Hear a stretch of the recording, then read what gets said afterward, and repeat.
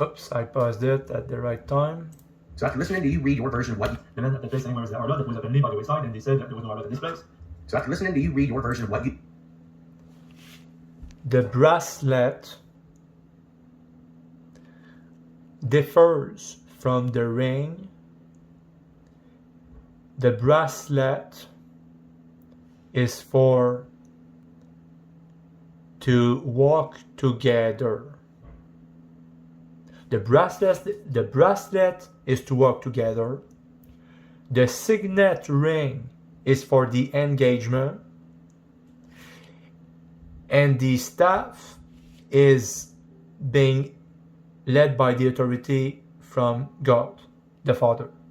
So you've got the bracelet, it's for to walk together. The signet ring is for the engagement, to keep engagement, responsibility. You see, responsibility is a little bit different than walking together. I mean, I was walking side by side. We were walking outside, me and Marianne. And then, well, that would be the bracelet. But there was not a ring yet. There was no need of engagement of whatsoever. We were just walking together. That's the bracelet. The staff is the way of life together that we ought to have to keep holy the purpose of joining together. That's what I get right now, the words that he put in my mouth to declare. Because you wanted to know about why the bracelet, why the staff, because you say I only talk about the signet. There's all kind of relationship, and when you talk about a full relationship, then there's got to be the bracelet, the signet ring, and the staff.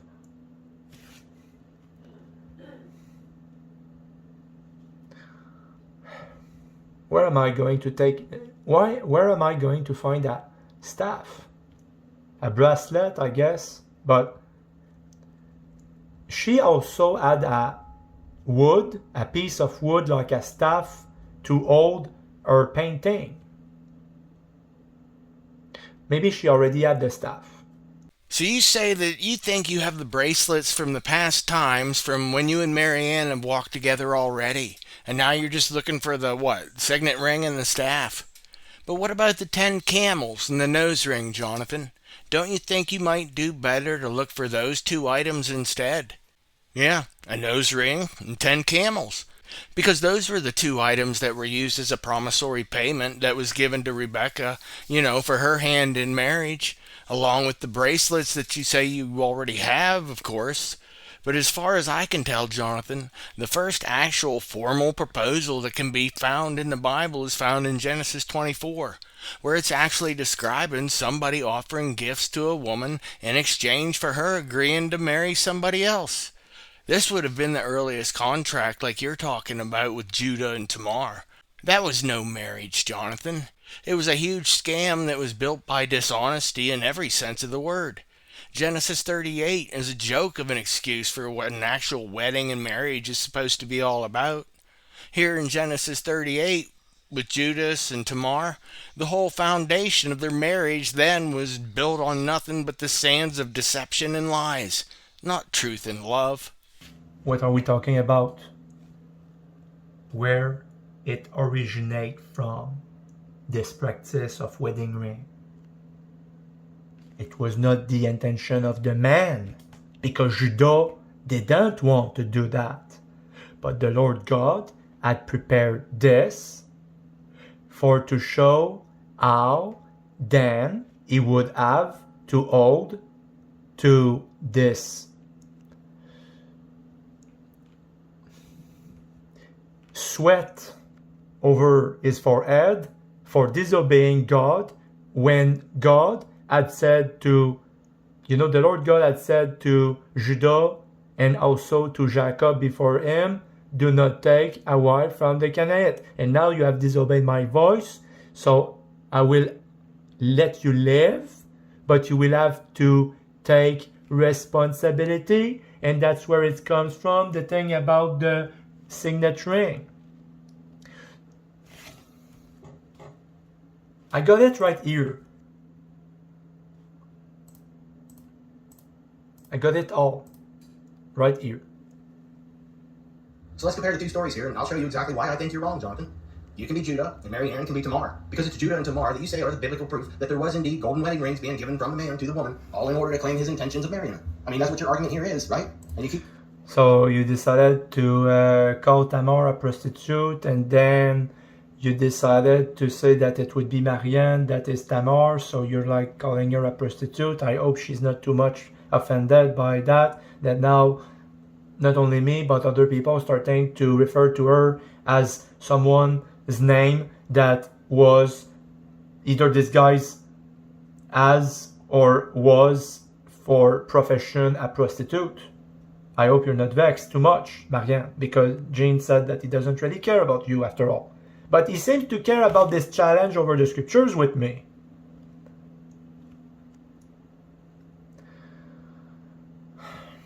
I will win. Rebekah, a key figure in the Bible, played a central role in the lineage of the Israelites as the wife of Isaac and the mother of Jacob and Esau. Unlike many women of her era, Rebekah was not a passive figure in the biblical story. She played a dynamic and decisive role in the unfolding of God's plan, making bold and at times controversial choices that were crucial in bringing about the fulfillment of the promises made to Abraham. From her first encounter at the well to her role as a mother to nations, her life demonstrates how God's plans unfold in unexpected ways. Now you might wonder, what makes Rebekah such a pivotal figure in the Bible? How did her bold decisions and unwavering faith shape the course of Israel's history? From the moment she was selected as Isaac's wife, Rebekah embarked on a journey that would profoundly influence the future of Israel. Yet her story is not without struggle. Her decisions and the conflicts she navigates reflect the difficulty of aligning with God's will when the future is uncertain. According to biblical tradition, Rebekah's father was Bethuel the Aramean from Paddan Aram, also called Aram Naharaim. Rebekah's brother was Laban the Aramean, and she was the granddaughter of Milcah and Nahor, the brother of Abraham. Her family lived in the city of Nahor, in the region of Aram Naharaim, Mesopotamia, which is present-day northern Syria or Iraq. The name Rebekah or Rebekah comes from the Hebrew name Rivkah, which is traditionally understood to mean to tie or to bind. Some interpretations suggest it can also mean captivating or ensnaring, as in someone who draws others in with their beauty or charm. This name aligns with her story in the Bible, where Rebekah captivates Isaac and plays a crucial role in binding the lineage of the patriarchs through her faith and actions. Her first introduction in the Bible occurs when Abraham sends his servant, traditionally believed as Eliezer, to find a wife for his son Isaac, from among his own kin. Now, you might ask how Rebekah is linked to Abraham. Actually, Rebekah's story is intertwined with the fulfillment of God's covenant with Abraham, a promise of descendants as countless as the stars and the birth of a great nation through his family line. It all begins as Abraham grows older, with one concern dominating his thoughts: finding the right wife for his son, Isaac. He realizes that the continuation of the divine covenant depends on Isaac marrying someone who shares their faith and values. With this in mind, Abraham entrusts his most reliable servant, Eliezer of Damascus, with the crucial task of finding a suitable bride. Abraham makes it clear that Isaac must not marry a Canaanite woman, as the Canaanites are known for their idolatry and immoral practices. Instead, the servant is to seek a wife from Abraham's own people, ensuring their faith in the one true God remains intact. In Genesis 24, verses 3-4, Abraham commands, "I want you to swear by the Lord, the God of heaven and the God of earth, that you will not get a wife for my son from the daughters of the Canaanites, among whom I am living, but will go to my country and my own relatives and get a wife for my son Isaac." The precision of these instructions highlights the critical importance of preserving the purity of faith and adherence to God's commands. Abraham's directive is not merely about finding any wife for Isaac, but about choosing the right one, a woman who would play a vital role in God's ongoing plan.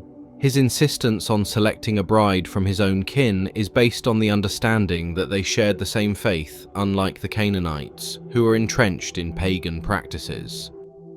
As the servant journeys to the city of Nahor, he carries the weight of his master's mission on his shoulders. Upon arriving, he pauses by a well, a common gathering place for women drawing water. Understanding the importance of his task, he lifts his heart in prayer, seeking divine guidance. "Lord, God of my master Abraham, make me successful today and show kindness to my master Abraham." Standing beside a spring, he prepares for the arrival of the town's daughters, asking for a specific sign. When he requests a drink, the right woman will not only offer him water, but also volunteer to water his camels. This prayer reflects the servant's profound faith and reliance on God's providence. His prayer is not just a request for a specific action, it is a plea for God's intervention to ensure that Isaac marries someone who embodies the values of their family and faith. The criteria he sets are aimed at identifying a woman who displays kindness, generosity, diligence, and hospitality, traits crucial for the wife of a patriarch destined to lead a great nation. Almost immediately after he finishes praying, Rebekah, the daughter of Bethuel and granddaughter of Nahor, appears at the well. Before he had finished praying, Rebekah came out with her jar on her shoulder. She was the daughter of Bethuel, son of Milcah, who was the wife of Abraham's brother Nahor, Genesis 24, verse 15. Described as a beautiful and virtuous young woman, she approaches the well with her water jar. The servant watches intently as he discerns her demeanor, hoping she will fulfill the sign he has requested from God. When he asks her for a drink, she responds not only by offering him water, but also by saying, "Drink, and I'll water your camels too." With remarkable speed and energy, she empties her jar into the trough, runs back to the well to draw more water, and ensures that all the camels are satisfied. This simple yet profound act of kindness speaks volumes about her character. It reveals her generosity, hard work, and willingness to help a stranger, a reflection of the values Abraham cherishes. A single camel can drink a significant amount of water, and Rebekah's eagerness to serve both the servant and his camels showcases her selflessness and strength. As she pours water for the camels, the servant watches in awe, sensing that this is no ordinary encounter. His heart races as he realizes that Rebekah is the answer to his prayer, the woman God has chosen for Isaac. Once she finishes watering the camels, he introduces himself and explains his purpose. Joy and gratitude fill him as he understands that God has guided him to the very woman who will become part of Abraham's lineage. The servant promptly gifts Rebekah a golden nose ring and two golden bracelets, which she excitedly rushes to show her mother. Upon seeing the jewelry, her brother Laban quickly runs out to greet the servant and invites him into their home. Once inside, the servant carefully recounts the oath he made to Abraham and shares the details of his journey and his encounter with Rebekah. After presenting gifts to Rebekah's family, he passionately advocates for the marriage between Isaac and Rebekah, making it clear that this union is part of a divine plan. As he speaks, the servant highlights God's guidance throughout his journey, emphasizing the miraculous events that led him to Rebekah. Touched by the servant's words and the divine signs, Rebekah's family agrees to the marriage proposal. When the servant asks Rebekah if she consents to go with him to marry Isaac, she responds decisively, "I will go." This moment is significant, as it marks a turning point in her life. Leaving behind her family and homeland for a new life in Canaan requires great courage and trust that God is guiding her toward a greater purpose. The decision is monumental, as Rebekah willingly embraces her destiny. She exemplifies faith and willingness to step into the unknown, fulfilling the role destined for her as a matriarch of Israel. When Rebekah finally arrives in Canaan, she meets Isaac under poignant circumstances. Isaac is described as being in the field, meditating as evening approaches. It's a serene and contemplative scene, suggesting Isaac's deep reflection and perhaps his ongoing mourning for his mother. As the caravan approaches, Rebekah sees Isaac from a distance. She immediately asks the servant, "Who is that man in the field coming to meet us?" The servant's response, "He is my master," marks the first moment where Rebekah realizes that this man will be her husband. Upon hearing that Isaac is the man she is to marry, Rebekah veils herself. This act of veiling is significant in ancient Near Eastern culture, symbolizing modesty, respect, and the transition into her role as Isaac's bride. After Rebekah veils herself, the servant tells Isaac how God guided him in choosing her, confirming Rebekah as the divinely chosen wife for Isaac. The Bible then notes that Isaac brought her into the tent of his mother Sarah, and he married Rebekah. Genesis 24, verse 67. This detail is rich with meaning. Sarah's tent represents more than just a physical space. It symbolizes the legacy of the matriarch Sarah, who was revered as the mother of nations and the bearer of the covenant promise. By bringing Rebekah into Sarah's tent, Isaac is symbolically passing on the mantle of matriarch to her. Rebekah is now stepping into the role that Sarah once held, as the next in line to carry forward the Abrahamic promise. Isaac's marriage to Rebekah is described with touching simplicity. He married Rebekah, so she became his wife, and he loved her, and Isaac was comforted after his mother's death. Genesis 24, verse 67. This verse captures the depth of Isaac's affection for Rebekah. Unlike many other marriages in the Bible that were arranged for political or familial alliances, Isaac and Rebekah's marriage is one of the few where love is explicitly mentioned. Isaac's love for Rebekah is both tender and profound, offering him comfort and healing after the loss of his beloved mother. Did you see any mention of any type of engagement rings of promise being given to his wife Shua, or any type of gold wedding bands that designated that you and your wife were indeed married? I thought that you said Judah was the one who started this tradition in Genesis 38, but I sure have. Exactly. When something starts, it's only after when it's followed after the same practice that it is becoming a thing. They could not make it as a mariage official the first time with the wedding ring and all of that because it was not yet a thing. It originated from that starting point. Do you see? You're trying to trace back the originate from seeing the actual thing. But sometimes when something starts, you can see it becoming a thing only the second time and the third time, but not the first time, because it was not a thing before the first time. Well, don't you forget, Jane Revel, that it was Judah disobeying the Lord God in the first place and taking a wife from the Canaanites. And instead of just destroying them all, he just killed those that were very wicked, and even waited patiently that one would come out that would be a little less wicked, that he might keep, without having all his people being destroyed by the wickedness from them, that he had allowed despite of Judah disobeying the Lord God. So don't go too harsh on the Lord God, because it was Judah first disobeying the Lord God that was making the rest of the story going like it is. The Lord God would not have slain the firstborn and the second if Judah would not have disobeyed the Lord God first.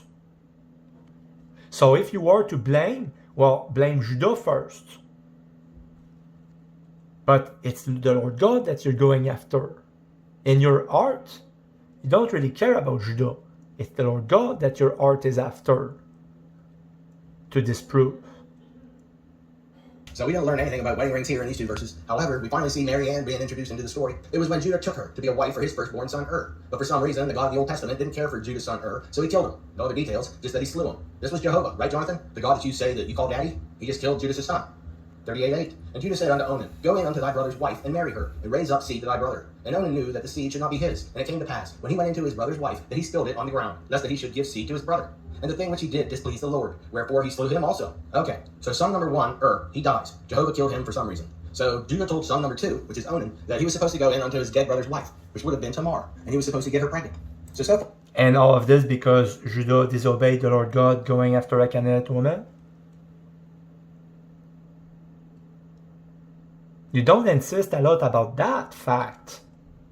There's all kind of relationship, and when you talk about a full relationship, then there's got to be the bracelet, the signet ring, and the staff.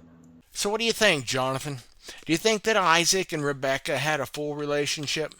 I mean, even though Abraham used 10 camels, and he used bracelets for her arms and ring jewelry to be placed on her face, and whether that be a nose ring or an ear ring, what does it really matter, Jonathan? The point here is that there were indeed true marriages being conducted well before your Judah and Tamar fiasco that you put on for everybody's viewing enjoyment. So again, Jonathan, I brought you the proof, and I still have this question, though. Was Isaac and Rebekah's relationship a full one or not? What do you think? There's all kind of relationship, and when you talk about a full relationship, then there's got to be the bracelet, the signet ring, and the staff.